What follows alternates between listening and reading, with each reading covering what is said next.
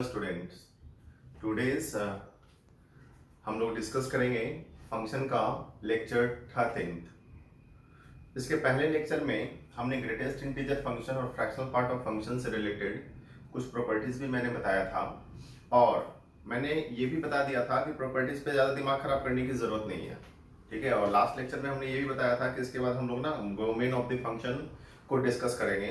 But अभी domain of the function को थोड़ी देर के लिए स्टॉप करते हैं। अभी डोमेन ऑफ द फंक्शन को हम लोग डिस्कस नहीं करेंगे। हम लोग अभी ग्रेटेस्ट फ्रैक्शनल पार्ट से रिलेटेड कुछ एक इनइक्वालिटी बेस्ड क्वेश्चन भी कर लेंगे और कुछ फंडामेंटल फंक्शन से रिलेटेड कुछ डिफरेंट टाइप के क्वेश्चंस हम लोग करेंगे, जिस क्वेश्चन का इंपॉर्टेंस काफी ज्यादा है। बहुत सारे स्टैंडर्ड्स बुक में देखोगे ना तो उस ऐसा क्वेश्चन आपको मिलेगा और उसका कॉन्सेप्ट कुछ पता भी नहीं चल पाएगा। तो आइए हम लोग आज ना कुछ क्वेश्चंस का हम लोग डिस्कशन करते हैं।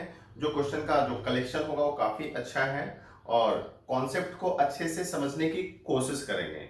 तो उसके पहले ना कुछ होमवर्क आपको मैं दे रहा हूँ, आप इसको कॉपी कर लो। ग्रेटेस्ट इंटीजर और फ्रैक्शनल पार्ट से रिलेटेड है, आप इसको कॉपी कर लीजिए। सारे का मैंने आंसर भी दे रखा है, आप इसको घर पे प्रैक्टिस कर लीजिएगा, आपका कॉन्फिडेंस लेवल अच्छा हो जाएगा। ओके, आइए हम लोग लेके चलते हैं।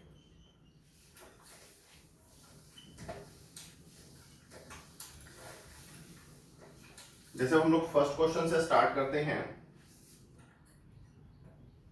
फर्स्ट क्वेश्चन हम लोग लेते हैं कि late f be a function from positive real number to positive real number is a polynomial function satisfying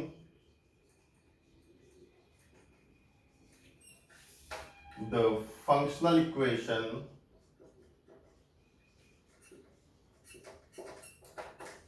f of fx equal to 6x minus fx, then find f of 70। Question को अच्छे से read करिएगा आप लोग। हमारे पास fx एक polynomial function बोला गया है, पॉलिनोमियल का डिग्री दिया हुआ नहीं है। तो याद करो तो पॉलिनोमियल फंक्शन जब हम लोग पढ़े थे तो अगर डिग्री दिया हुआ नहीं होता है तो हम लोग जनरल पॉलिनोमियल की बात करते हैं। लेकिन यहाँ पे कंडीशन भी एक दिया हुआ है कि वो जो पॉलिनोमियल होगा ना वो इस कंडीशन को फॉलो करेगा। इस कंडीशन को फॉलो करने का मतलब ये है ना कि पॉलिनोमियल को ऑब्जर्व करना पड़ेगा आपको। बिना ऑब्जर्वेशन से आप पॉलिनोमियल को नहीं ले सकते, क्योंकि हमारे पास पॉलिनोमियल एक पर्टिकुलर कंडीशन को फॉलो कर रहा है। अगर हम लोग यहाँ पे थोड़ी देर के लिए सोचें कि let fx equal to linear polynomial लेते हैं, लीनियर फंक्शन लेते हैं, तो सडनली माइंड में एक क्वेश्चन राइज होगा कि सर लीनियर फंक्शन ही क्यों ले रहे हो आपने ये कैसे प्रेडिक्ट कर लिया लीनियर होगा। मैं बताऊंगा इसके पीछे लॉजिक क्या है। अभी मान के चलो कि fx हमारे पास एक लीनियर फंक्शन है, तो आप बताओ हमारे पास कि f ऑफ fx का वैल्यू हमारे पास क्या होगा। तो f ऑफ fx में पहले fx को ऑपरेट कर लेते हैं। तो fx की जगह पे ax प्लस b है तो ax प्लस b पुट कर लेंगे। अब f of ax plus b करने का मतलब क्या हुआ कि fx में जहां पे x होगा वहां पे ax प्लस b पुट करेंगे।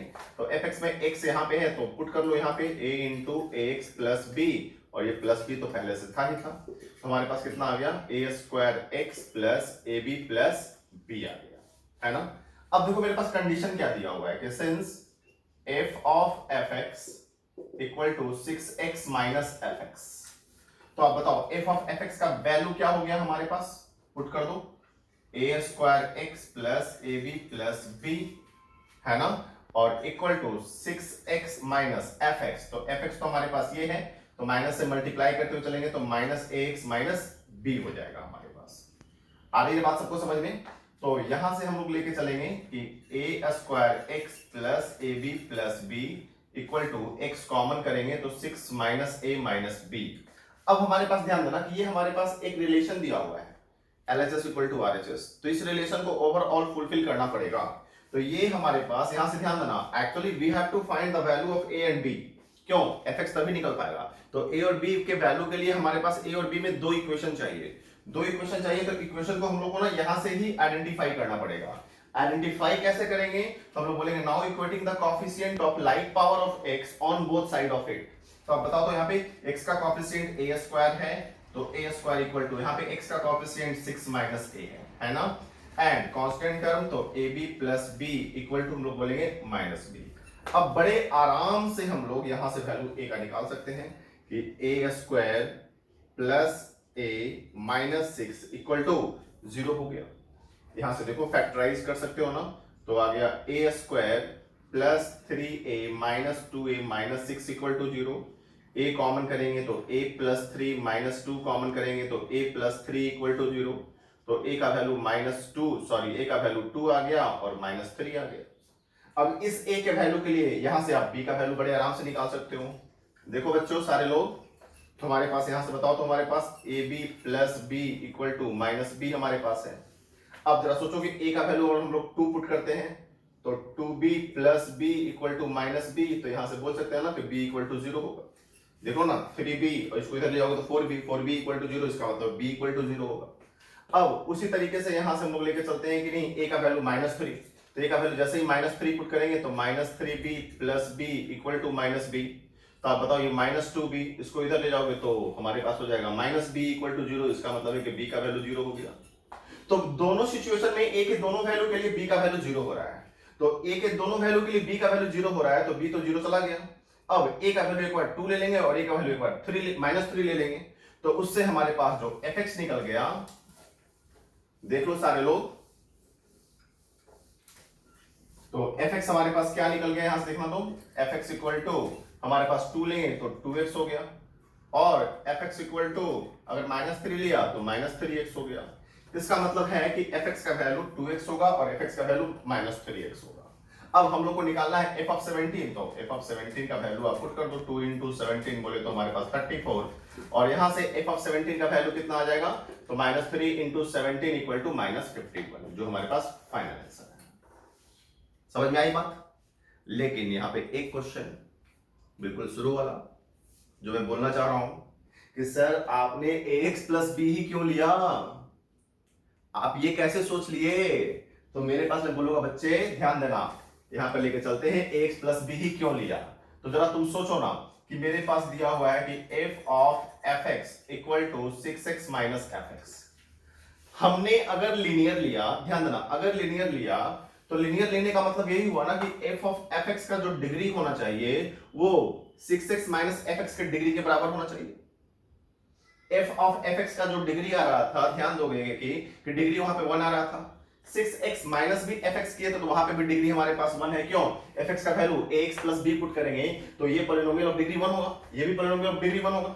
लेकिन जैसे ही अगर तुमने fx इक्वल टू ले लिया ax square plus bx plus c, मतलब क्वाड्रेटिक ले लिया, तो इसका मतलब ये हुआ कि लेफ्ट राइट हैंड साइड में अगर fx का वैल्यू पुट करेंगे तो यहां पे पॉलिनोमियल ऑफ डिग्री 2 तो होगा ही होगा, तो इसका मतलब है कि सर इधर भी पॉलिनोमियल ऑफ डिग्री 2 होना चाहिए। तो जरा तुम सोचो तो कि अगर मैं f ऑफ fx की मैं बात कर लेता हूं तो f ऑफ fx बोले तो कितना, ax square plus bx plus c होगा, और f of ax square plus bx plus c का वैल्यू कैसे निकलेगा, तो फिर मैं वही बोलूंगा कि जहां पे fx में x होगा वहां पे x का वैल्यू पुट कर दो। तो जैसे ही x का वैल्यू यहां पे ये पुट करेंगे ना, तो हमारे पास कितना आ जाएगा बताओ, a into ax square plus bx plus c का whole square plus b into ax square plus bx plus c plus हमारे पास हो जाएगा c। अब जरा देखो बच्चों, यहां पर से अगर मैं इसको सिंपलीफाई करूं ना तो यहां पे पॉलिनोमियल ऑफ डिग्री 4 है, जबकि राइट हैंड साइड में इसको लेकर चलेंगे तो पॉलिनोमियल ऑफ डिग्री 2 आएगा। तो polynomial of degree 4 polynomial of degree 2 के बराबर कभी होगा क्या? कभी नहीं होगा। तो यही एक रीजन है हमारे पास कि fx को हमने लीनियर लिया। तो यहां पे आपको ऑब्जर्व करना पड़ेगा कि fx हम लोग लीनियर लें सच दैट कि LHS और RHS दोनों का पॉलिनोमियल का डिग्री सेम हो जाए, कि हमारे पास fx क्वाड्रेटिक लें सच दैट कि LHS और RHS दोनों का हमारे पास डिग्री सेम हो जाए। तो यहां पे मेनली यही कॉन्सेप्ट है हमारे पास कि fx के बारे में ऑब्जर्व करना है कि लीनियर होगा कि क्वाड्रेटिक होगा कि क्यूबिक होगा, वो तो चेक करना पड़ेगा कि f ऑफ fx का वैल्यू हमारे पास का f ऑफ fx का डिग्री हमारे पास क्या आ रहा है, डिग्री जितना आएगा उसके अकॉर्डिंगली हम लोग fx का डिग्री उतना ले लेंगे। आई बात समझ में कि नहीं? तो इसी में बेस्ट एक क्वेश्चन दे देता हूं मैं, आप लोग घर पे कर लीजिएगा।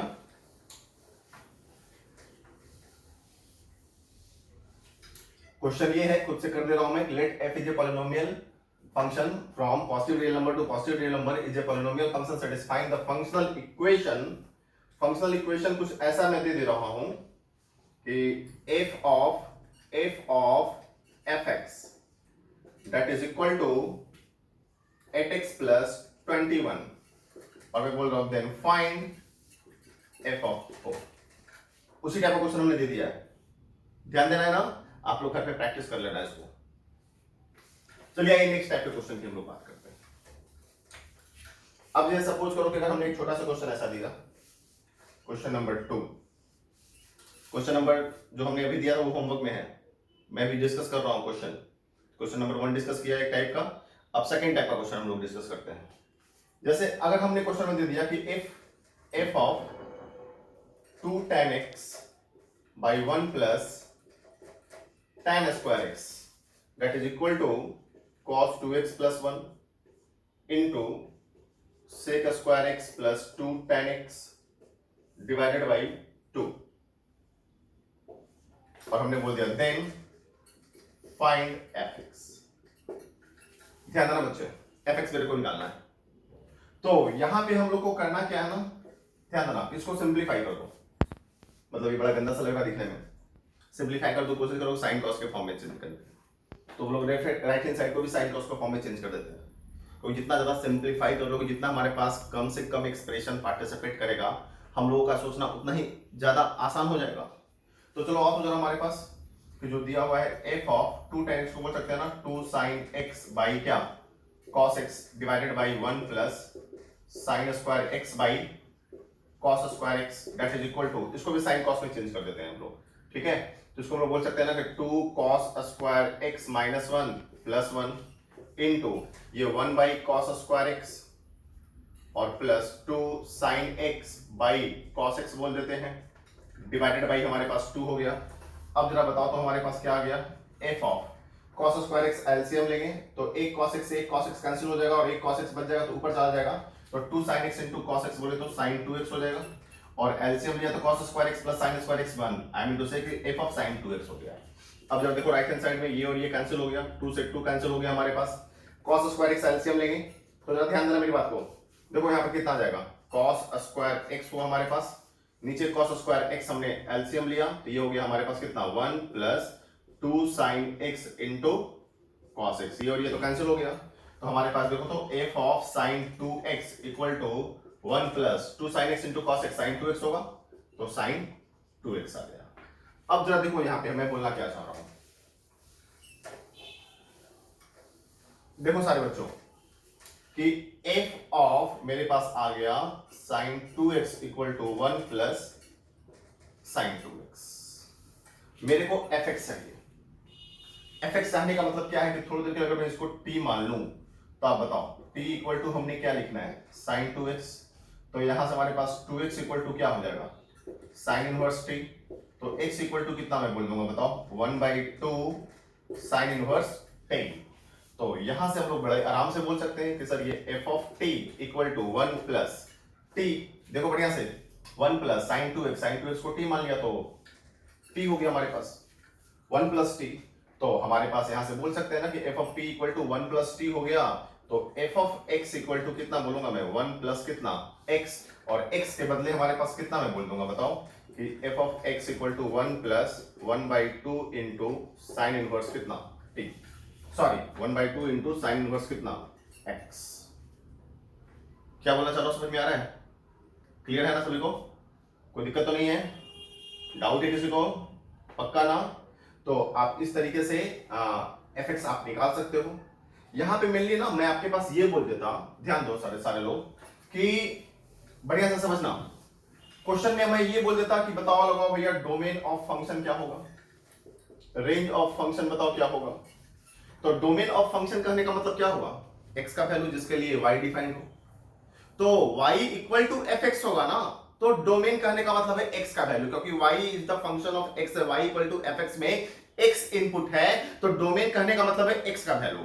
और अगर मैं यहाँ पे डोमेन ऑफ f की बात करूं ना, तो फंक्शन जो f है वो sin 2x का है, इसका मतलब जब डोमेन ऑफ द f की बात करूंगा ना तो sin 2x का वैल्यू होगा फंक्शन का डोमेन, x का वैल्यू नहीं बोलेंगे, जैसे x का वैल्यू के बारे में बोलो तो x बिलोंग्स टू 1 होगा हमारे पास। मेरी बात को समझने की कोशिश करो, मैं बोलना ये चाह रहा हूं कि डोमेन कहने का मतलब क्या होता है, x का वैल्यू हमने पढ़ा रखा है, तो x का वैल्यू बेटा तब होगा जब y is the function of x होगा, आई मीन टू से y इक्वल टू fx होगा, लेकिन हमारे पास fx यहां पे नहीं है, यहां पे है f ऑफ sin 2x, तो x के बदले sin 2x है। इसका मतलब है कि डोमेन जो वैल्यू होगा, आई मीन टू से डोमेन ऑफ द जो फंक्शन होगा वो sin 2x का वैल्यू होगा। मेरी बात को समझना। तो sin 2x का वैल्यू कहने का मतलब क्या है कि sin x का वैल्यू तो -1 से +1 के बीच में होता है। एंगल कुछ भी रख दो, sin के वैल्यू पे तो कोई इफेक्ट नहीं पड़ने वाला है। तो sin 2x का भी वैल्यू हमारे पास बोल देंगे -1 से +1, therefore domain of the function जो बोलेंगे -1 से +1। आई बात समझ में ना? क्लियर है ना? और रेंज ऑफ द फंक्शन, तो जो डोमेन का करस्पॉन्डिंग वैल्यू होगा, जैसे सपोज करो इसका वैल्यू -1 से +1 हो गया, तो 1 अगर हम लोग ऐड कर देंगे तो ध्यान देना t का वैल्यू -1 से +1 हो गया, और 1 ऐड करेंगे तो 1 सब तरफ ऐड कर दो तो ये हो जाएगा 0 less than equal to t + 1 less than और इक्वल टू 2। इसका मतलब रेंज ऑफ द जो फंक्शन होगा वो 0 से 2। आई बात समझ में? क्लियर है ना? चलिए नेक्स्ट क्वेश्चन की बात करते हैं। क्वेश्चन नंबर हम लोग बात करते हैं 3। देखिए क्वेश्चन नंबर 3 में क्या है कि if 2f of sin x plus f of cos x equal to x, then find fx। fx यहां पे भी फाइंड आउट करना है। ध्यान देना सारे लोग। तो हम लोग यहां पे सॉल्यूशन में करते क्या है कि since 2f of sin x plus f of cos x equal to x, इसको फर्स्ट मान लेते हैं। ठीक है, याद करो हमारे पास f of x plus f of 1/1 minus x ऐसा क्वेश्चन हमने करवा रखा है। तो यहाँ पे तो इनपुट दोनों का हमारे पास, एक का sin x है और दूसरे का cos x है, तो बड़ा कंफ्यूजन है किसको किससे रिप्लेस करें। बट इतना पक्का है कि हम लोग किसी से भी सब्स्टिट्यूट करो, आप x को कैसे भी सब्स्टिट्यूशन के तहत आप कैसा भी सब्स्टिट्यूशन करो, मेरा टारगेट वही है कि सर मेरे को fx चाहिए। तो हम लोग करते क्या है ना कि यहाँ पर से बाई ऑब्जर्वेशन x को π/2 माइनस x से रिप्लेस करते हैं। तो f I mean 2f of, चलो बताओ π/2 माइनस x करेंगे तो sin π/2 minus theta cos theta हो जाएगा, तो ये cos x हो गया, plus f of cos π/2 minus theta तो बोलेंगे sin थीटा हो जाएगा, तो ये sin x हो गया, इक्वल टू x को रिप्लेस कर रहे हैं π/2 माइनस x से। क्लियर है ना? अब कोशिश करते हैं कि सर इसको भगा दें, इसको भगा दें या फिर इसको भगा दें, तुम्हारी मर्जी है। तो आप बताओ इसमें अगर 2 से मल्टीप्लाई कर दूं, ध्यान देना मेरी बात को, तो ये दोनों हमारे पास सेम हो जाएगा। तो उसके बाद कर दूंगा फर्स्ट माइनस सेकेंड, तो मुझे लगता है ये और ये कैंसिल हो जाएगा। और जैसे ही माइनस करूंगा तो हमारे पास ये 4 और -1 आई मीन टू से 3 f ऑफ कितना आ गया बताओ, sin x equal to 2x और माइनस करेंगे तो प्लस हो जाएगा, तो हो जाएगा 3x, ध्यान देना -π/2। तो f ऑफ sin x का वैल्यू कितना आ गया हमारे पास बताओ कि x माइनस पाई बाई कितना 6, और f ऑफ sin x हमारे पास आ गया। तो अभी हमने ऐसा क्वेश्चन करवाया था। अब बताओ, ध्यान देना सारे लोग कि f of sin x equal to x minus pi by 6 आ गया। अब बताओ तो थोड़ी देर के लिए अगर हम लोग मान ले कि let sin x equal to t, तो x इक्वल टू कितना हो जाएगा sin इनवर्स t। तो यहां से हमारे पास बोल सकते हैं ना कि ft इक्वल टू, बताओ x का वैल्यू कितना sin inverse t minus pi by 6, therefore fx equal to sin inverse x minus pi by 6। Clear है ना बच्चों? ध्यान दे रहे हैं ना? और फिर यहाँ पे भी मैं बोलना चाह रहा हूं कि हमारे पास fx जब आ गया तो fx के हेल्प से बहुत सारे पॉइंट्स को हम लोग डिस्कस कर सकते हैं। ध्यान देना, मेन fx का ही पूरे कैलकुलस में खेल है।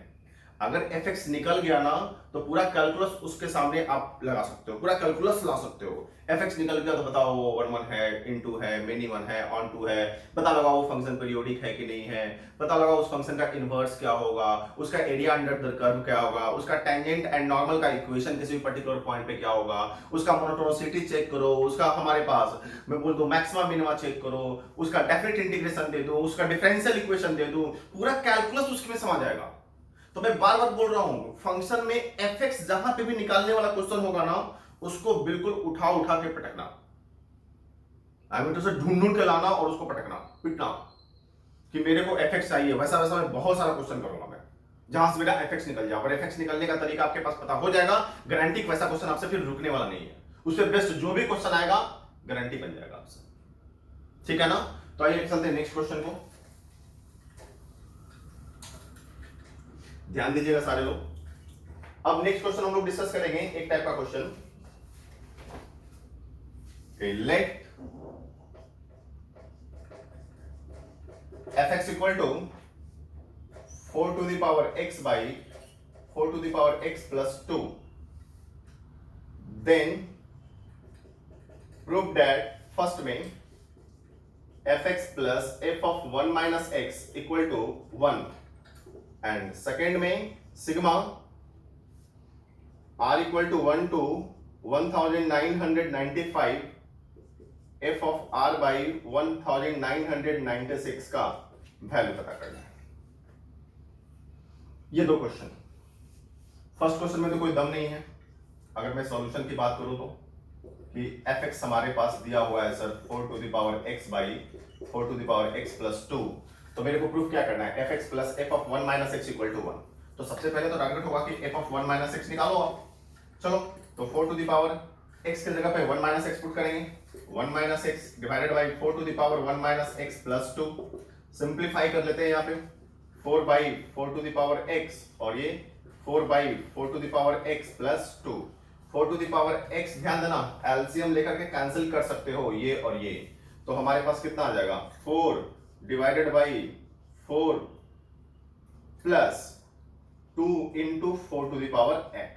देखो तो हमारे पास 2 कॉमन लेके कैंसिल कर सकते हैं ना, तो हमारे पास 2 by 2 plus 4 to the power क्या आ गया x। तो इस तरीके से आप बताओ तो fx plus f of 1 minus x का वैल्यू क्या हुआ, fx का value 4 to the power x by 4 to the power x plus 2 plus 2 by 4 to the power x plus 2। आप बताओ एलसीएम कितना हो जाएगा, तो 4 to the power x plus 2, ये 4 to the power x plus 2, ये कैंसिल होकर के इक्वल टू कितना आ गया 1, that is equal to RHS। ध्यान दे रहे सब लोग, क्लियर है सभी को। तो फर्स्ट क्वेश्चन तो हमारे पास प्रूफ हो गया। आइए लेके चलते हैं सेकंड क्वेश्चन की बात करते हैं, इसी में जो सेकंड क्वेश्चन है देखना बच्चों। सेकंड क्वेश्चन में हमारे पास क्या है ना कि मैं मान लेता हूं पहले लेट जिसको निकालना है value s equal to sigma r equal to 1 to 1995 f of r by 1996, इसका वैल्यू मेरे को निकालना है। ठीक है, तो सिग्मा को पहले ब्रेक करो, थोड़ा आसान होगा सोचने में। चलो बताओ r का वैल्यू 1 से 1995 तक पुट करते हैं, तो r का वैल्यू 1 पे f of 1 by 1996 plus f of 2 by 1996 plus up to ये बढ़ेगा f ऑफ कहां तक जाएगा 1995 बाई 1996, ये पूरे का समेशन निकालना है। अब ये दिमाग में काम कर रहा होगा बहुत सारे बच्चों का कि fx तो मेरे को पता है, fx पता है, fx के बदले पहले ये पुट करेंगे 1 बाई 1996, तो इसका वैल्यू पता हो जाएगा, फिर इसका वैल्यू पता हो जाएगा, फिर वैसे वैसे करते करते उसका वैल्यू पता होगा। कितना टेंशन होगा। पहले तो मैं बोलूंगा सर 1 बाई 1996 ही पुट करोगे तो बड़ा इरिटेशन में फंस जाओगे। तो आप इस तरीके से मत लेकर चलना कि मेरे को इसका वैल्यू निकालना है तो इसके बदले मैं ये पुट कर दूंगा, इसका वैल्यू निकालना है तो इसके बदले मैं ये पुट करूंगा और वहां से f ऑफ समथिंग का वैल्यू निकल जाएगा। ये काम मत करना। आप काम क्या करना है कि पहले वाला जो हमारे पास प्रूफ करने के लिए जो दिया गया था ना fx plus f of 1 minus x equal to 1, उसी फॉर्मेट पे इसको आप पहले अरेंज कर दो सच करके 2 का समेशन का वैल्यू 1 हम लोग यूज कर सकते हैं। मैं क्या बोलना चाह रहा हूं, समझ में आ रहा है? तो आप पहले बताओ तो हमारे पास फर्स्ट और लास्ट का पेयरिंग करते हैं। देखो जरा हमारे यहां से f of 1 by 1996 plus f of, बढ़िया से समझना, ध्यान देना सारे लोग, 1995 बाई 1996, एक पेयर में इसको लेके चलता हूं। बोलो ऐसा क्यों सर? तो बिल्कुल मैं बता दे रहा हूं ऐसा क्यों, क्योंकि आप बताओ कि f ऑफ 1995 बाई 1996 को आप ऐसा बोल सकते हो क्या, f ऑफ 1 माइनस 1 बाई 1996। देख लो अच्छे से, अगर मैं एलसीएम लेता हूं मैं तो एलसीएम हमारे पास ये आ जाएगा और 1996 में से 1 को सब्ट्रैक्ट करेंगे तो क्या ये आ जाएगा। ऐसा क्यों कर रहे, समझ में आ रहा है? इसलिए कर रहे हैं कि भैया ये वाला वैल्यू इस फॉर्म में लिख दिया तो fx हमारे पास हो गया plus f of 1 minus x हो गया और इसका वैल्यू का समेशन का वैल्यू कितना हो गया पहले वाले क्वेश्चन के हेल्प से 1। याद आ रहा है बच्चों? इसलिए हमने आपके पास यहाँ पे एक पेयर कर लिया और दूसरा पेयर हमारे पास ये तैयार है 2 बाई 1996 प्लस f ऑफ इसके जस्ट पहले वाला 1994 बाई 1996, ये सेकंड पेयर ले लिया मैंने। तो सेकंड पेयर लिया तो बोलो सर पेयर कहां तक जाएगा हमारे पास, तो मैं बोलूंगा ना सर कि पेयर 997 तक जाएगा। मेरी बात को ध्यान देना, 997 पेयर तक जाएगा। लोग ऐसा क्यों? क्योंकि इसका डबल करेंगे ना तो 1994 होगा, मेरी बात को समझना, 1994 होगा, लेकिन हमारे पास 1995 तक दिया हुआ है हमारे पास है, तो एक मेरे पास और टर्म बच जाएगा f ऑफ 998 बाई 1996, क्योंकि इसका पेयर कोई मिल नहीं पाएगा, क्योंकि इसका डबल करेंगे ना तो 1996 होगा, जबकि हमारे पास दिया हुआ है 1995 तक ही दिया हुआ है। तो हमारे पास कितना पेयर हुआ, 997 पेयर हुआ, प्लस हमारे पास एक टर्म ये बच गया हमारे पास।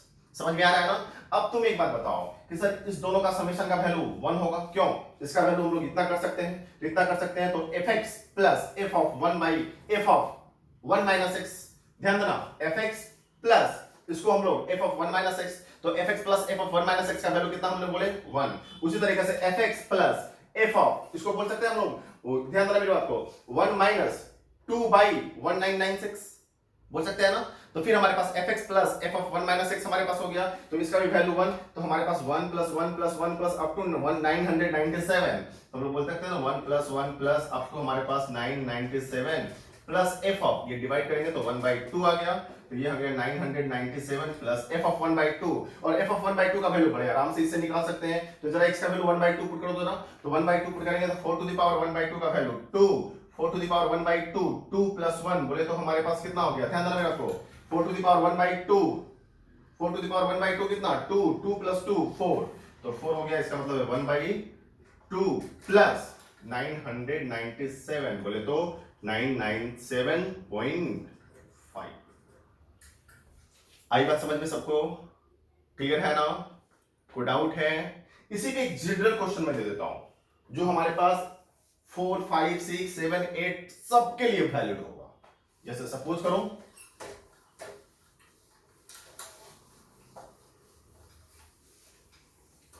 क्वेश्चन में यूं दे देता हूं आपके पास, लेट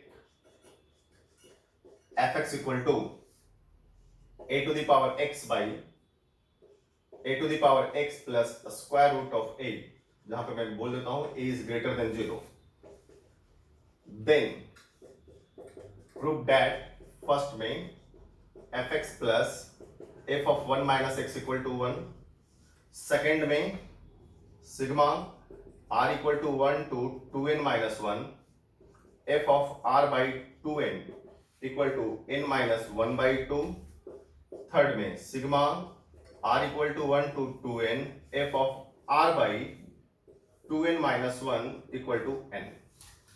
मैं तो बोलना ये चाहूंगा कि इसको स्टैंडर्ड रिजल्ट के फॉर्म में ट्रीट कर लेना, क्वेश्चन तो है ही है, बनना तो है ही, जो हमने पहले मेथड बताया है उस मेथड से तो बन ही जाएगा, बट मैं बोलूंगा ना ये तीनों को स्टैंडर्ड रिजल्ट के फॉर्म में ट्रीट कर देना। fx इक्वल टू अगर a to the power x by a to the power x plus square root of a रहा तो वो लोग सारा स्टैंडर्ड रिजल्ट में ट्रीट करेंगे, तो यूज कैसे करेंगे इस रिजल्ट को, आइए हम लोग यूज करने का तरीका पढ़ लेते हैं। बोलो सर किसी एक को पहले प्रूफ करके दिखा दीजिए, तो फिर मैं बोलूंगा एक्सपेंशन के एक्सपैंड कर लो ना, इसके पहले वाले में तो मैंने बता ही रखा है ना, इसके पहले वाले एग्जांपल में कैसे बना रहे थे क्वेश्चन को, इसको ही मानते तो क्वेश्चन है, सिग्मा को पहले ऑपरेट कर देंगे हम लोग और इस रिजल्ट को यूज कर देंगे, हमारे पास ये खुद ब खुद आ जाएगा। मेरी बात को समझने की कोशिश करो आप, बट फिर भी मैं बता दे रहा हूं, एक बता दे रहा हूं दूसरा आप बना लेना, ठीक है ना। चलो ध्यान दो, देखो तो जरा हम लोग करते हैं, हमारे पास जो सेकेंड क्वेश्चन है इसी को लेकर चलते हैं हम लोग। मैं मान लेता हूं let s equal to sigma r equal to 1 to 2n minus 1 f of r by 2n, मेरे को इसका वैल्यू निकालना है, हमने इसका वैल्यू मान लिया s, अब इसका वैल्यू निकालना है हम लोगों को ना, तो हम लोग ऐसा करते हैं कि let r equal to 2n minus r से सब्स्टिट्यूट करते हैं, ध्यान देना मेरी बात को, let r equal to 2n minus r से सब्स्टिट्यूट करते हैं, देखते हैं हमारे पास क्या रिजल्ट मिलता है। सिग्मा, चलो बताओ r का वैल्यू 1 पुट करते हैं, r का वैल्यू यहाँ पे 1 पुट करेंगे, लोअर लिमिट अपर लिमिट तो फिर मेरे पास चेंज कर जाएगा, बिल्कुल, क्योंकि हमने सब्स्टिट्यूट कर रखा है r का वैल्यू, तो चलो r का वैल्यू यहाँ पे 1 पुट करेंगे ना, तो यहाँ पे r का वैल्यू कितना आ जाएगा 2n माइनस 1। अब r का वैल्यू ना हम लोग 2n माइनस 1 पुट करते हैं, तो 2n माइनस 1 करेंगे तो 2n माइनस 2n प्लस 1, ये और ये कैंसिल, तो r इक्वल टू 1 आ गया यहाँ पे। सब लोगों को समझ में आ रहा है ना। चलिए यहाँ पर ध्यान दीजिए, तो f of 2n minus r by कितना आ गया 2n। अब तुम बताओ r का वैल्यू 2n माइनस 1 से r का वैल्यू 1, r का वैल्यू 2n माइनस 1 से r का वैल्यू 1 लो, या फिर r का वैल्यू 1 से r का वैल्यू 2n माइनस 1 लो, बात तो बराबर ही है। तो इसको हम लोग अरेंज करके लिख सकते हैं ना कि r इक्वल टू 1 से 2n माइनस 1 f ऑफ, चलो डिवाइड कर दो इसको, तो हो गया 1 माइनस आर बाई कितना 2n, इसको सेकंड मान लेते हैं। अब पहले बताओ ये भी तो हमारे पास एस ही है, ये भी हमारे पास एस ही है, तो चलो इसको फर्स्ट और इसको सेकंड करके दोनों को हम लोग ऐड करते हैं, फर्स्ट प्लस सेकंड, तो ये कितना हो गया बताओ 2s, क्योंकि ये भी s 2s इक्वल टू, चलो आप बताओ तो हमारे पास r इक्वल टू 1 से 2n minus 1, r equal to 1 से 2n माइनस 1, दोनों का अपर लिमिट लोअर लिमिट तो सेम है, तो हम लोग ऐसा बोल सकते हैं ना sigma r equal to 1 to 2n minus 1 f of r by 2n plus f of 1 minus r by 2n। अब बताओ पहला रिजल्ट कि fx plus f of 1 minus x equal to 1, तो हम लोग बोल सकते हैं ना कि fx plus f of 1 minus x equal to कितना 1, तो यहां से कितना आ गया बताओ कि 2s equal to sigma r equal to 1 से 2n माइनस 1, और ये पूरे का वैल्यू कितना आ गया 1, और सिग्मा के कॉन्सेप्ट से तो मैं बता सकता हूं कि सर इसका वैल्यू जो होगा हमारे पास कितना 2n minus 1 upper limit, I mean to say कि 2s equal to 2n minus 1, therefore s equal to क्या आ गया बच्चा n माइनस 1 बाई 2 प्रूव। मैं फिर बोल रहा हूं प्रूविंग पे दिमाग मत खराब करना, एज ए रिजल्ट इसको याद रख लेना और इसको यूज करने का तरीका सीख लो, ऑब्जेक्टिव क्वेश्चन में बहुत ही बढ़िया से काम आएगा। इस पे बेस्ट ऑब्जेक्टिव क्वेश्चन होगा ना, फटाक से विद इन सेकंड आंसर मांगोगे, और इसको यूज करने का तरीका सीखते हैं हम लोग। देखो बच्चा, इसके पहले वाले क्वेश्चन से ही समझा देता हूं मैं इसको यूज कैसे कर रहे थे। जैसे हमारे पास क्वेश्चन में था ना, एप्लीकेशन बात कर रहा हूं, क्वेश्चन में था ना कि fx equal to 4 to the power x by 4 to the power x plus 2, तो मेरे पास फाइंड आउट करने के लिए क्या था ना sigma r equal to 1995 by 1995 और f ऑफ r बाई 1996 का वैल्यू मेरे को निकालना था। तुम बताओ हमारे पास रिजल्ट हमारे पास क्या था, देखो बढ़िया से कि fx equal to a to the power x by a to the power x plus square root of a, result हमारे पास था r equal to 1 to n minus 1 f of r by 2n equal to n minus 1 by 2। चलो आप बताओ, मेरी बात को समझने की कोशिश करना। अब यहां पर देखो तो हमारे पास f ऑफ जो इनपुट में हमारे पास है, इनपुट के डिनोमिनेटर में 2n है, न्यूमरेटर में n माइनस 1 है, मतलब जो हमारे पास डिनोमिनेटर में 2n है और इसका अपर लिमिट में n माइनस 1 है, तो अपर लिमिट में n माइनस 1 और f ऑफ जो फंक्शन हमारे पास दिया हुआ है उस फंक्शन के डिनोमिनेटर में, आई मीन इनपुट के डिनोमिनेटर में 2n है, मतलब जो इनपुट का डिनोमिनेटर है इसके अपर लिमिट से जस्ट एक ज्यादा है। तो क्या इसको ध्यान देना मेरी बात को, ये फॉलो कर रहा है कि नहीं कर रहा है। देखो तुम्हारे पास कि r इक्वल टू 1 से 1995 है, f ऑफ r बाई 1996 हमारे पास है, ये एक ज्यादा है। तो एक ज्यादा है कहने का मतलब क्या हुआ कि इसके तरीके से मैं बोल सकता हूं कि n माइनस 1 बाई 2 होगा, n कहने का मतलब है इसका हाफ, तो इसका हाफ कर लो भैया हमारे पास, तो इसका हाफ करने में कितना हो जाएगा 998 माइनस 1 बाई 2 बोले तो 997 पॉइंट कितना 5, एक लाइन में आंसर। समझ में आ रहा है सबको, क्लियर है ना। तो उसी तरीके से आप सेकंड वाले को भी यूज कर सकते हो। सेकंड वाले में क्या है याद करना कि हमारे पास r इक्वल टू 1 से 2n है और ये 2n माइनस 1 है, ध्यान ये रखना है आपको, ठीक है ना, क्लियर है ना। तो ये क्वेश्चन के फॉर्मेट को एक्सप्लेनेशन के साथ आप लोग लर्न कर लेना, ठीक है। और एक क्वेश्चन छोटा सा दे देता हूं मैं, उसके बाद में थोड़ा सा और आगे बढ़ूंगा मैं, ठीक ना। चलिए एक क्वेश्चन दे देता हूं होमवर्क में कि fx equal to 2 cos x minus 1 into 2 cos 2x minus 1 into 2 cos 2 square x minus 1 into 2 cos 2 to the power n minus 1 x minus 1 where n greater than equal to 1, then prove that f of 2 pi k by 2 to the power n plus minus 1 that is equal to 1 for all k belongs to integer। इसको आप बना लीजिएगा, ठीक है, कोई दिक्कत तो नहीं है, कोई डाउट है किसी को, आप इसको कर लीजिएगा, ठीक है, घर पे बना लीजिएगा। फिर नहीं बनेगा तो आप मेरे से कमेंट बॉक्स में जाकर कमेंट करके पूछ लेना सर इसका आंसर क्या होगा, आई मीन इसका प्रोसेस क्या होगा, आई विल डिस्कस। आइए कुछ फॉर्मेट अभी और लेकर चलेंगे हम क्वेश्चन का। अब ये सपोज करो कि एक छोटा सा टाइप ये मिलेगा आपके पास कि f of x plus 2y comma x minus 2y equal to x into y, और मैं बोल दूं then find f of x comma y, मतलब function of x comma y मेरे को निकालना है।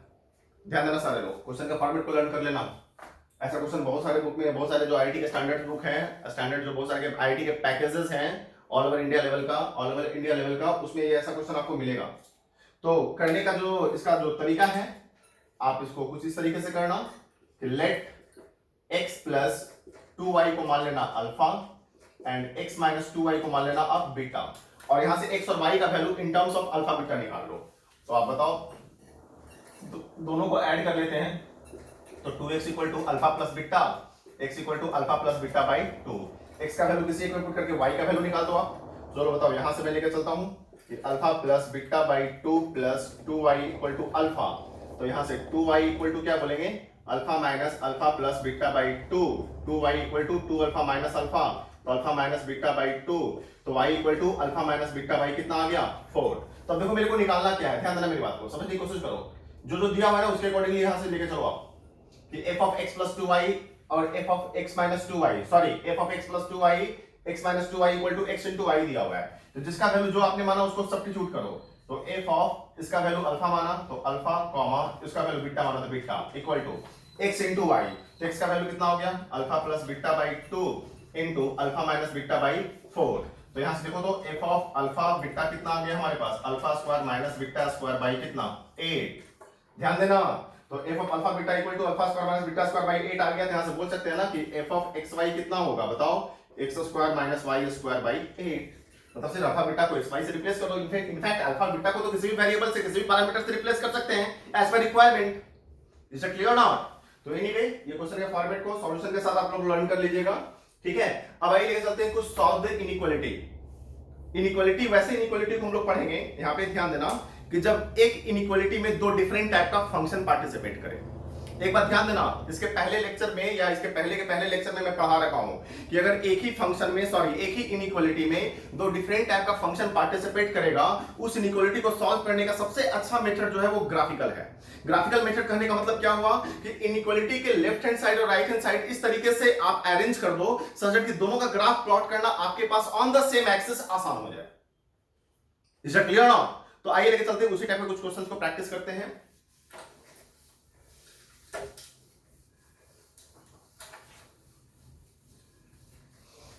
जैसे बिल्कुल एक छोटे से क्वेश्चन से हम लोग स्टार्ट करते हैं। Solve the following. फर्स्ट में लेता हूं मैं, modulus of x minus fractional part of x greater than और इक्वल टू 0। ध्यान देना सारे लोग, मेरे को सॉल्व करना है। एनालिटिकल बड़ा मुश्किल हो जाएगा सॉल्व करने में, तो दो डिफरेंट फंक्शन पार्टिसिपेट कर रहे हैं, दोनों को एक ही टर्म के रेस्पेक्ट में आप नहीं ला सकते हो। बहुत ज्यादा करोगे तो क्या करोगे, फ्रैक्शनल पार्ट को x minus greatest integer of x करोगे, बड़ा मुश्किल का सामना करना पड़ेगा। देखो बहुत सारा स्टूडेंट इसको इस तरीके से ही बना सकता है। ध्यान देना, अगर मैं सॉल्यूशन की बात करूंगा ना तो modulus of x minus fractional part of x greater than equal to 0, modulus of x greater than equal to fractional part of x हो गया, ठीक है। बहुत सारे लोगों को पता है, बहुत सारे लोगों को क्या सबको पता है दोस्त कि फ्रैक्शनल पार्ट का वैल्यू जब भी लाई करेगा तो 0 से 1 के बीच में लाई करेगा। तो मेरे को ना इसका वैल्यू इसके बराबर या इससे बड़ा चाहिए, तो इसके बराबर या इससे बड़ा चाहिए तो मैं बहुत लोग ऐसा भी कर सकते हैं कि modulus of x greater than और इक्वल टू, इसका वैल्यू तो 0 से 1 के बीच में है, तो यहाँ और यहाँ को अगर मैं ऑब्जर्व करूं तो मैं बोल सकता हूँ ग्रेटर देन इक्वल टू कितना होना चाहिए 1, क्योंकि ये वाला वैल्यू हमारे पास 0 से 1 के बीच में और मेरे को इसका वैल्यू इससे के बराबर चाहिए या इससे बड़ा चाहिए, तो मैं बोल सकता हूँ ग्रेटर देन इक्वल टू 1। यहाँ से x greater than equal to 1 हो जाएगा और x less than equal to -1 होगा। मैं बोलूंगा यहाँ पे ही जो बच्चा सोचेगा ना वो गड़बड़ सोच लेगा। ध्यान देना, ऐसी गड़बड़ी क्यों हो रही है सर, कुछ रियलाइज कर सकते हो, या फिर आपको पता नहीं, आपको हो सकता है ऐसा भी लग रहा हो कि ये सही है क्योंकि फ्रैक्शनल पार्ट ऑफ x का वैल्यू 0 से 1 के बीच में होता है और मॉडुलस का वैल्यू फ्रैक्शनल पार्ट से बड़ा चाहिए, तो बड़ा चाहिए तो मैं बोल सकता हूं ना सर कि इसको ध्यान में रखते हुए modulus of x greater than equal to 1 होगा, है कि नहीं है। और यहां बड़े आराम से बोल सकते हैं x greater than equal to 1 और x less than equal to -1, तो मैं फिर बोलूंगा कि आपका स्टेप गलत है। आइए इसको लेकर चलते हैं। मैंने क्या बताया कि जब एक ही इनइक्वालिटी में दो डिफरेंट टाइप का फंक्शन पार्टिसिपेट कर जाए तो बेस्ट है आपका ग्राफिकल अप्रोच। ये पूरे मैथमेटिक्स में याद रखना कि जब एक इनइक्वेशन में दो डिफरेंट फंक्शन पार्टिसिपेट करे तो आपको ग्राफिकली ही लेकर चलना है।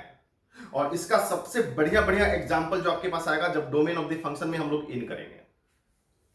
डोमेन ऑफ द फंक्शन में मेनली इनइक्वालिटीज ही है, मैं आपको बार बार बोल रहा हूं, इसलिए डोमेन ऑफ द फंक्शन जिसको अच्छा करना है मैं बता दे रहा हूं, डोमेन ऑफ द फंक्शन जिसको भी अच्छा करना है तो उसको बेसिक मैथमेटिक्स बोले तो साइन स्कीम, सेकंड में लॉगरिथमिक इनइक्वालिटी, थर्ड में मॉडुलस इनइक्वालिटी, फोर्थ में एक्सपोनेंशियल इनइक्वालिटी और फिफ्थ में ट्रिग्नोमेट्रिक इनइक्वालिटी। ये सारे इनइक्वालिटी को आपको अच्छा करना है अलोंग विद जितना मैं फंक्शन का टाइप बताया हूं, जितना मैं फंक्शन में फंडामेंटल्स बताया हूं, आई मीन टू से along with greatest integer fractional part आपको ठीक रखना है, तभी आपका डोमेन अच्छा होगा। और गारंटी डोमेन अच्छा होगा तो आपको पता चल जाएगा कि इस फंक्शन का डोमेन सर ने बताया था इस तरीके से निकालने के लिए, और यहाँ पे डोमेन इसका x बिलोंग्स टू 5 हो रहा है, इसलिए हम लोग भी बोल देंगे इसका भाई there is no there is no any value of x for which the expression is true. I mean to say कि ये एक्सप्रेशन हमारे पास फंक्शन नहीं है, जो हमने इसके वेरी फर्स्ट क्लास में फंक्शन के बाद वेरी फर्स्ट क्लास में हमने जो बताया था कि कैसे प्रेडिक्ट करेंगे कि ये फंक्शन है या फंक्शन नहीं है। तो हमने बताया था वहां पे कि जब domain of the function find out करने का तरीका मैं बताऊंगा तो वहां पे प्रेडिक्ट कर लोगे, मतलब लास्टली, क्योंकि कोई भी एक्सप्रेशन फंक्शन को रिप्रेजेंट करेगा कि नहीं करेगा वो टोटली डिपेंड करेगा कि हमारे पास इसका डोमेन है कि डोमेन नहीं है। तो मैं देखो बार बार बोल रहा हूं कि डोमेन को अगर अच्छा करना है तो ये जितना भी इनइक्वालिटीज हमने बताया उसको आपको अच्छा रखना होगा, और डोमेन अच्छा तो पूरा कैलकुलस अच्छा, पूरा कैलकुलस आपके हाथ में। एनीवे आइए हम लोग चेक करते हैं इसको, आइए इसको बनाते हैं।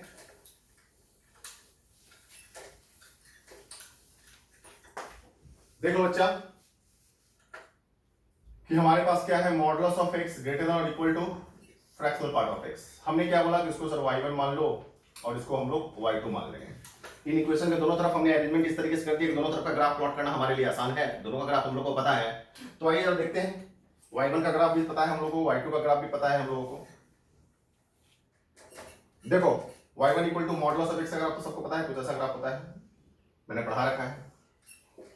y1 equal to modulus of x, second y2 equal to fractional part of x, तो फ्रैक्शनल पार्ट का भी ग्राफ पता है, 0 से 1 के बीच में तो दोनों का ग्राफ सेम ही होता है, हमने बता रखा है। 1 से 2 तो ग्राफ कुछ ऐसा होगा, 2 से 3 का ग्राफ कुछ ऐसा होगा, -1 से 0 के बीच में ग्राफ कुछ इस तरीके का लेंगे, है ना। फिर हमारे पास -2 से -1 के बीच में ग्राफ कुछ ऐसा लेंगे, ये हमारे पास ग्राफ हो गया y2 equal to fractional part of x। अब हम लोग को टारगेट क्या है कि मॉडुलस का ग्राफ, मॉडुलस का जो वैल्यू होना चाहिए फ्रैक्शनल पार्ट के वैल्यू से बड़ा या उसके बराबर लेना है मेरे को। इसका मतलब ये हुआ कि मॉडुलस का जो ग्राफ होगा वो फ्रैक्शनल पार्ट के ग्राफ से ऊपर लेना है या फिर दोनों कोइंसाइड कर जाए वो भी लेना है, क्योंकि इक्वलिटी साइन होल्ड कर रहा है। तो देख लेंगे कि x का वैल्यू कहां से कहां तक के लिए मॉडुलस का ग्राफ फ्रैक्शनल पार्ट के ग्राफ से ऊपर है। देख लेंगे x के वैल्यू कहां से कहां तक के लिए दोनों का ग्राफ कोइंसाइड कर रहा है। तो हम लोग क्यों ना करें, इस ग्राफ को ना दो पार्ट में डिवाइड कर देते हैं, 0 से बड़ा और एक बार 0 से छोटा। तो जरा बताओ, 0 से अगर मैं बड़ा की बात करूं तो 0 से 1 के बीच में दोनों ग्राफ कोइंसाइड कर रहे हैं, दोनों इक्वल हैं, इक्वल लेना है। इसका मतलब है कि x का वैल्यू 0 से 1 के बीच में तो होगा ही होगा, मेरी बात को समझना। अब ध्यान देना, दोनों पे इक्वलिटी पड़ेगा कि नहीं पड़ेगा, तो हम लोग चेक कर लेते हैं। x का वैल्यू 0 पे, दोनों का वैल्यू 0 है इसलिए 0 होगा।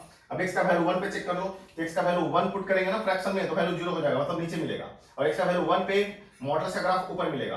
तो अब ध्यान देना, x का वैल्यू 1 पे फ्रैक्शनल पार्ट का वैल्यू हम लोग को छोटा मिला और x का वैल्यू 1 पे मॉडुलस का वैल्यू बड़ा मिला, तो मॉड का वैल्यू वैसे भी बड़ा लेना है। इसका मतलब x का वैल्यू 1 भी सॉल्यूशन का पार्ट होगा। अब देखते हैं 1 से बड़ा के लिए, तो 1 से बड़ा के लिए जब देखो तो हमारे पास 1 से बड़ा कुछ भी पुट करेंगे ना तो मॉडुलस का ग्राफ जो होगा फ्रैक्शनल पार्ट के ग्राफ के ऊपर ही मिलेगा, और मेरे को मॉडुलस का ग्राफ फ्रैक्शनल पार्ट के ग्राफ से बड़ा लेना ही है। तो मैं बोल सकता हूं ना कि यूनियन x ग्रेटर देन 1 होगा ही होगा, मतलब कि हमारे पास 0 या 0 से बड़ा के लिए सॉल्यूशन हमने ले रखा है। अब लेके चलते हैं 0 से छोटा के लिए, तो जैसे 0 से छोटा करेंगे ना तो एक पॉइंट ऑफ इंटरसेक्शन पार्टिसिपेट कर गया। इस पॉइंट ऑफ इंटरसेक्शन को निकालने का सबसे आसान सा तरीका यही है कि modulus x equal to fractional part of x क्या होगा। तो यहां से आपके पास लग रहा होगा कि ऑब्जर्वेशन से ये -1 है और ये 0 है, तो दोनों का ये मिडिल पॉइंट होना चाहिए। तो मिडिल पॉइंट होना चाहिए कि नहीं होना चाहिए, तो लेट मी चेक कि middle point I mean x का वैल्यू -1/2 जरा पुट करते हैं और देखते हैं दोनों का वैल्यू इक्वल होता है कि नहीं होता है। तो आपको पता है कि -1/2 का फ्रैक्शनल पार्ट का वैल्यू भी हमारे पास कितना होगा 1/2, और -1/2 का मॉड का वैल्यू कितना होगा 1/2। इसका मतलब -1/2 पर दोनों का वैल्यू हमारे पास सेम है। तो क्यों ना हम लोग ऐसा करें हमारे पास कि -1/2 से 0 के बीच में जरा कंपेयर करते हैं दोनों के ग्राफ में। तो -1/2 से 0 के बीच में अगर कंपेयर करें तो मॉड का ग्राफ ये मिला और फ्रैक्शनल पार्ट का ग्राफ ये मिला, मॉड का ग्राफ फ्रैक्शनल पार्ट के ग्राफ से नीचे मिला, जबकि लेना हमारे पास ऊपर है। इसका मतलब ये हुआ कि -1/2 से 0 सॉल्यूशन का पार्ट नहीं होगा।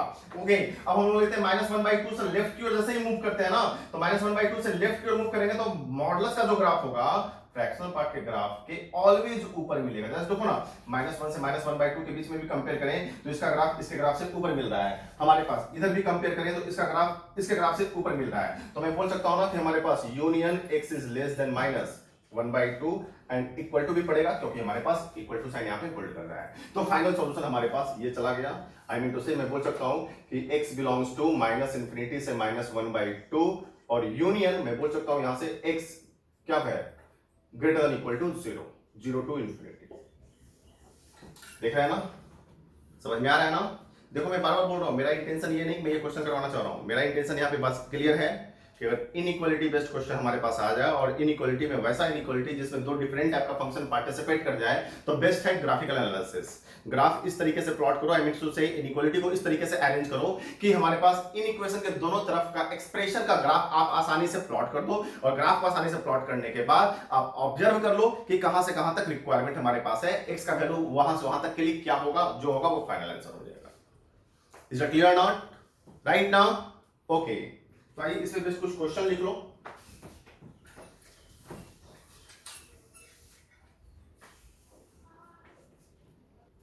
ओके, एक दो क्वेश्चन लिख लीजिए, आप घर से बना लीजिएगा। फर्स्ट क्वेश्चन जो है, find the value of greatest integer of x plus sigma r equal to 1 to 2020 fractional part of x plus r by 2020 का वैल्यू निकालना है, ठीक है। सेकंड क्वेश्चन में है, find the largest value of a for which every solution of the equation x into greatest integer of x minus 5 plus 2 into fractional part of x plus 6 equal to 0 satisfy the inequalities, I mean to say in equation a minus 3 into x square plus 2 into a plus 3 into x minus 8a less than equal to 0। इसका भी answer हमने दे दिया a equal to 1। आप दोनों को कर लीजिएगा। मैं फिर बार बार बोल रहा हूँ कि नहीं बन पाएगा तो आप कमेंट बॉक्स में कमेंट जरूर करना, मैं नेक्स्ट क्लास में सॉल्यूशन उसका प्रोवाइड कर दूंगा, ठीक है ना। आइए नेक्स्ट टाइप का इनइक्वालिटी और पढ़ लेते हैं बस, उसके बाद हम लोग डोमेन ऑफ द फंक्शन में इन करेंगे। अब थोड़ा सा हम लोग इनइक्वालिटी ना फ्रैक्शनल पार्ट से रिलेटेड कंप्लीटली पढ़ते हैं। सिर्फ फ्रैक्शनल पार्ट में इन इक्वेशन हो तो हम लोग क्वेश्चन को कैसे टैकल करेंगे, बिल्कुल छोटे छोटे से क्वेश्चन को करेंगे। समझते ठीक है, छोटे छोटे से क्वेश्चन में अगर आपका ग्रिप बन गया तो गारंटी है क्वेश्चन का लेवल कैसा भी हो। और वैसे भी मैं बता दूं, क्वेश्चन का कोई बहुत हाई फंडे का लेवल होता नहीं है। किसी ने बोल दिया बहुत हाई लेवल का क्वेश्चन है, हमसे नहीं बन पा रहा है, इसका मतलब यही है कि पक्की बात है कि आपका कॉन्सेप्ट बेसिक उसमें क्लियर नहीं है। आई मीन बेसिक कॉन्सेप्ट उसमें क्लियर है ही नहीं। कॉन्सेप्ट अगर बेसिक आपका बहुत अच्छा है, बेसिक कॉन्सेप्ट अगर बहुत अच्छा है तो गारंटी कोई भी क्वेश्चन आपके सामने घुटना टेक देगा, बता दे रहा हूं। इसलिए ये पहली बात ना माइंड से पहले हटा दो कि लेवल बहुत हाई है या लेवल बहुत बेकार है। बेसिक अगर आपका अच्छा है कहीं कोई प्रॉब्लम नहीं होने वाला है, गारंटी वो क्वेश्चन बनेगा ही बनेगा आपके पास, ठीक है। और वैसे भी जितना बड़ा क्वेश्चन देखने में लगता है उतना बढ़िया हमारे लिए, उतना आसान हमारे लिए होता है, क्योंकि उसमें नंबर ऑफ क्लूज जो होते हैं ना ज्यादा दिए हुए होते हैं। एक लाइन का क्वेश्चन बहुत डेंजरस होता है रेदर देन हमारे पास आई मीन टू से इन कंपैरिजन ऑफ हमारे पास 2 से 3 या 4 लाइन के क्वेश्चन। समझ में आ रहा है ना। तो चलिए आइए एक दो इनइक्वालिटी को और देख लेते हैं हम लोग। जैसे हम लोग बोले यहाँ पे सॉल्व द फॉलोइंग, ठीक है। फर्स्ट में हम लोग लेते हैं fractional part of x greater than और इक्वल टू 0। बढ़िया समझना, थोड़ा ऑब्जर्वेशन भी कर सकते हो। ऑब्जर्वेशन नहीं तो ग्राफिकल अप्रोच तो है ही कि हमारे पास इनइक्वालिटी के दोनों तरफ का ग्राफ प्लॉट कर लेंगे हम लोग। मतलब अगर इस क्वेश्चन को सॉल्व करना हो तो फ्रैक्शनल पार्ट का ग्राफ प्लॉट कर लो, 0i और y इक्वल टू 0 का ग्राफ प्लॉट कर लो, अब देख लो भैया कहां से कहां तक लेना है, क्लियर है ना। या फिर ऑब्जर्व भी कर सकते हैं, फ्रैक्शनल पार्ट का वैल्यू बताओ ग्रेटर देन इक्वल टू 0 कब होगा, तब बोलोगे सर फ्रैक्शनल पार्ट का वैल्यू तो 0 या 0 से बड़ा तो ऑलवेज होगा। इसका मतलब है कि इसका जो सॉल्यूशन लिखेंगे हम लोग x बिलोंग्स टू क्या रियल नंबर। सेकंड की अगर मैं बात करूंगा कि फ्रैक्शनल पार्ट ऑफ x का वैल्यू ग्रेटर देन 1 कब होगा, तो लोग सर फ्रैक्शनल पार्ट का वैल्यू कभी भी 1 से बड़ा हो ही नहीं सकता है, तो इसका जो सॉल्यूशन लिखेंगे x बिलोंग्स टू क्या 5। थर्ड की अगर मैं बात करूं तो फ्रैक्शनल पार्ट ऑफ x का value greater than equal to 1 कब होगा, ध्यान देना। तो लोग सर फ्रैक्शनल पार्ट का वैल्यू तो 1 के बराबर कभी हो ही नहीं सकता है, 1 से बड़ा कैसे होगा, तो डायरेक्टली यहां से बोलेंगे x बिलोंग्स टू क्या 5। समझने की कोशिश कर रहे हो ना सब लोग। अगर हमने बोल दिया यहाँ पे फ्रैक्शनल पार्ट ऑफ x का वैल्यू लेस देन 2 कब होगा, तो लोग sir fractional part of x का वैल्यू तो 0 से 1 के बीच में ऑलवेज होता है, तो यहां से बोल देंगे सर कि fractional part of x less then 2 तो ऑलवेज होगा, आई मीन टू से x बिलोंग्स टू r। मेरी बात को समझने की कोशिश करो, ध्यान देना, क्लियर है ना। लेकिन जैसे ही हमने बोल दिया कि बताओ बेटा फ्रैक्शनल पार्ट ऑफ x का वैल्यू 1.5 तो कभी नहीं होगा। अगर मैं 1.5 की बात करूं तो मैं सीधे बोल दूंगा सर ये पॉसिबल नहीं है, I mean x belongs to 5। लेकिन जैसे ही अगर हमने बोल दिया कि फ्रैक्शनल पार्ट ऑफ x का वैल्यू हमारे पास 1/2 कब होगा, आप बताओ 1/2 कब होगा, तो मैं बोलूंगा x का वैल्यू 1/2 होना चाहिए, 1/2 का फ्रैक्शन 1/2, या फिर 1 + 1/2 होना चाहिए, या फिर 2 + 1/2 होना चाहिए, 3 + 1/2 होना चाहिए। तो मैं डायरेक्टली यहां बोल सकता हूं कि x = i + 1/2, जहां पे i हमारे पास इंटीजर है। मतलब ऑब्जर्वेशन के तरीके से भी आप निकाल सकते हो, और ऑब्जर्वेशन आपका काम ना करे ना तो फिर बढ़िया है कि इसका ग्राफ प्लॉट कर दो, y equal to fractional part of x का ग्राफ प्लॉट कर दो, और y इक्वल टू 1/2 का ग्राफ प्लॉट कर दो। देख लो ग्राफ एक दूसरे को कहां कहां पे इंटरसेक्ट कर रहा है, जहां जहां पे इंटरसेक्ट कर रहा है उसके कॉरस्पॉन्डिंग x का वैल्यू देख लो क्या क्या होगा, उसके तरीके से हम लोग आंसर बोल देंगे, है कि नहीं। लेकिन जैसे ही अगर हमने क्वेश्चन में कह दिया कि नहीं मेरे को बताओ fractional part of x less than 1/2 कब होगा, तो आइए ग्राफिकली हम लोग सोचते हैं, एनालिटिकली थोड़ा सा मुश्किल है सोचना, नामुमकिन नहीं है। मैं फिर बोल रहा हूं, मैं वो स्टेप को डिस्कस करना चाह रहा हूं जिसको आपको समझने में बहुत ही आसान हो। ध्यान देना, fractional part of x is less than 1/2 मेरे को लेना है, बढ़िया से समझना।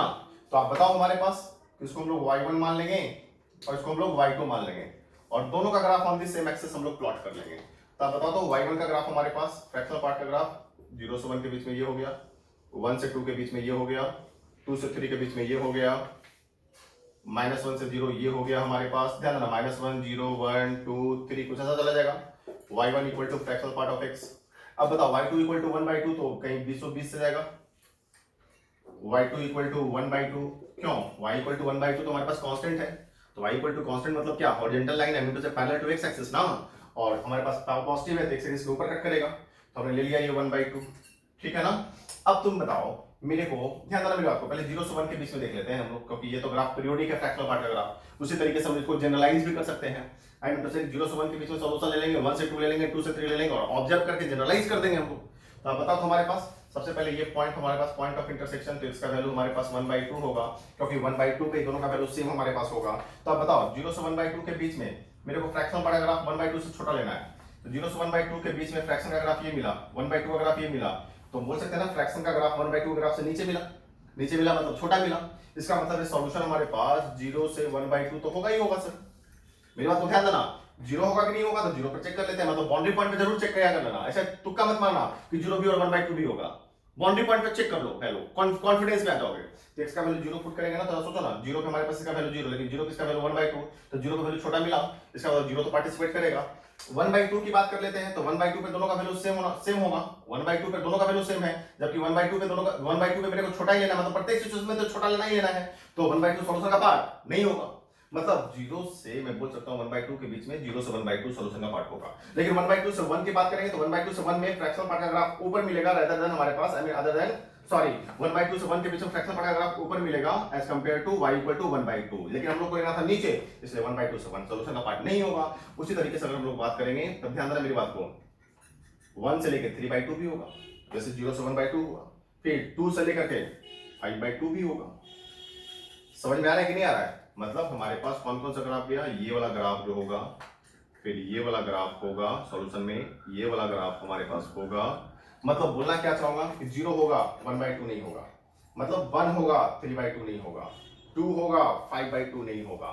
तो मैं यहां से बोल सकता हूं ना कि ओवरऑल, ध्यान देना मेरी बात को, चलो एक और लेता हूं 0 से 1/2 समझाने के लिए, 1 से लेकर के हम लोग बोल देते हैं कि 1 + 1/2, फिर 2 से लेकर के बोल देते हैं 2 + 1/2, उसी तरीके से आगे बढ़ते चला जाएगा, तो बढ़ते चला जाएगा, तो जनरलाइज हम लोग कर सकते हैं क्या कि इंटीजर से integer plus 1/2 left hand side पे क्लोज, राइट हैंड साइड पे ओपन, तो मैं बोल सकता हूं कि i less than equal to x less than i plus 1/2, final answer.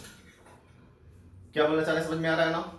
तो इनइक्वालिटी में फिर बार बार बोल रहा हूं कि इनइक्वालिटी से रिलेटेड कोई भी क्वेश्चन है ना, तो बेस्ट है ग्राफिकल एनालिसिस, कि इस तरीके से ग्राफ प्लॉट कर दो, आई मीन इस तरीके से इनइक्वालिटी को अरेंज कर दो, सच कि दोनों तरफ का ग्राफ प्लॉट करना आपके लिए आसान हो जाए। मैं बार बार बोल रहा हूं, देखो इसका मतलब ये नहीं कि ग्राफिकल एनालिसिस पे ही सिर्फ दिमाग लगाना, हो सकता है कि बिना ग्राफ के भी इनइक्वालिटी बड़े आराम से सॉल्व हो जाए, तो डिपेंड करता है कि इनइक्वालिटी हमारे पास है कैसा, है कि नहीं। तो इस पे बेस्ट एक दो शॉर्टकट दे रहा हूं, वो शॉर्टकट्स को आप एग्जांपल ले लेकर के x के वैल्यू को ले लेकर के समझना घर पे, और प्रूफ भी कर ले सकते हो। x के वैल्यू को, एक बार x का वैल्यू इंटीजर लेना, एक बार x का वैल्यू फ्रैक्शन ले लेना, और उसी तरीके से उसको लर्न भी कर लेना। ध्यान देना, फ्रैक्शनल पार्ट से लेकर शॉर्टकट की मैं बात कर लेता हूं। फर्स्ट में मैं बात कर लेता हूं कि अगर हमारे पास fractional part of x less than f हुआ, f का वैल्यू हम लोग मान के चलेंगे 0 से 1 के बीच में, तो यहां से डायरेक्टली हम लोग बोलेंगे i less than equal to x less than i plus f। Second, अगर फ्रैक्शनल पार्ट का वैल्यू, ध्यान देना मेरी बात को, ग्रेटर देन f हुआ, दिस इंप्लाइज दैट हम लोग बोलेंगे कि x का वैल्यू जो होगा ना, I plus F less than X less than I plus one. मेरी बात को अच्छे से समझना। लेकिन जैसे ही अगर हमने बोल दिया कि f1 is less than fractional part of x less than f2, this implies that x का वैल्यू बोलेंगे हमारे पास lies between n plus f1 से n प्लस f2। i ले लो, सब में i ले रहे हैं तो i प्लस f1 से i प्लस f2, जहां पे हमारे पास i इंटीजर है। f1 f2 के वैल्यू में बात करेंगे तो f1 और f2 का वैल्यू 0 से 1 के बीच में लाई करेगा। तो ये आप लर्न कर लेना। अगर लर्न कर लेते हो तो इससे रिलेटेड कुछ क्वेश्चंस होगा जो आसानी से आप कर लोगे। जैसे सपोज करो कि अगर हमने आपके पास बात कह दिया था कि fractional part of x greater then 1/3 solve करो, अगर ये याद है तो ध्यान देना, यहाँ पे ये फॉर्मूला बड़े आराम से लगा सकते हैं। क्या हमारे पास i प्लस f, तो i प्लस 1/3 से लेकर x का वैल्यू i प्लस क्या 1 के बीच में डायरेक्टली आंसर है कि नहीं। लेकिन अगर हमने आपके पास कुछ ऐसा कर दिया होता कि फ्रैक्शनल पार्ट ऑफ x का value greater then 1/3 but less than 1/2 solve करो फ्रेंड्स, तो आप पहले बताओ ये इसको फॉलो कर रहे हैं, तो इसको फॉलो कर रहे हैं तो इसका एक आंसर हमारे पास ये है, तो इसके इसी के तरीके से इसका आंसर भी दे सकते हैं। i प्लस f1 तो i plus 1/3 less than x less than i plus f2 तो i प्लस 1/2। तो सर ये कैसे आ रहा है, मैं बोलूंगा बेटा ग्राफ प्लॉट कर लो ना। आई मीन टू से अगर मैं इसको सॉल्व करना है तो इसका भी ग्राफ प्लॉट करो, इसका भी ग्राफ प्लॉट करो, इसका भी ग्राफ प्लॉट करो। y equal to fractional part of x, y equal to 1/2, y equal to 1/3 का ग्राफ प्लॉट करो। और टारगेट ये रखना है कि फ्रैक्शनल पार्ट का ग्राफ जो लेना है 1/3 और 1/2 के बीच में लेना है। तो देख लेना x का वैल्यू कहां से कहां तक फ्रैक्शनल पार्ट का ग्राफ 1/3 से 1/2 के बीच में होगा। जहां से जहां तक होगा वो सॉल्यूशन आपका आंसर होगा। उसी सॉल्यूशन को शॉर्टकट तरीके से हमने जनरलाइज कर दिया। आई मीन उसी सॉल्यूशन को हमने ऑब्जर्व किया कि इसका जनरल सॉल्यूशन क्या हो सकता है। कि अगर x का वैल्यू आई मीन टू से अगर फ्रैक्शन ले लें, फ्रैक्शनल पार्ट को फ्रैक्शन से बेस्ड इन इक्वेशन को सॉल्व करना हो, मतलब फ्रैक्शन से रिलेट कर दे